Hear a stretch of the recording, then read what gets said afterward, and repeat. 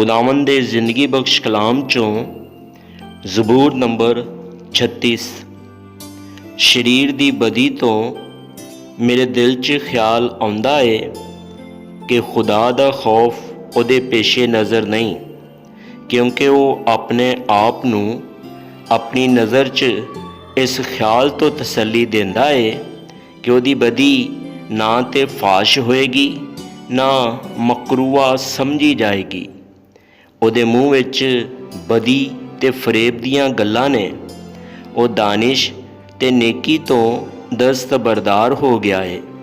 वो अपने बिस्तरे ते बदी दे मनसूबे बनदा है। वो इहो जी राह इख्तियार करदा है जिहड़ी अच्छी नहीं। वो बदी तो नफरत नहीं करदा। ऐ खुदावंद, आसमान ते तेरी शफकत है, तेरी वफादारी अफलाक तक बुलंद है, तेरी सदाकत खुदा दे पहाड़ां दी मानिंद है, तेरे अहकाम नहायत अमीक ने। ऐ खुदावंद, तू इंसान ते हैवान दोवां नूं महफूज रखना है। ऐ खुदावंद, तेरी शफकत क्या ही बेशकीमत है।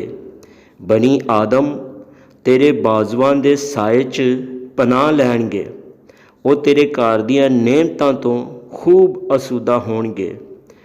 तू उन्हां नूं अपनी खुशनुदी दे दरिया चों पिलाएगा, क्योंकि जिंदगी दा चश्मा तेरे कोल है। तेरे नूर दी बदौलत असी रोशनी वेखांगे। तेरे पहचानन वालियां ते तेरी शफकत दायमी होए, ते रास दिलां ते तेरी सदाकत।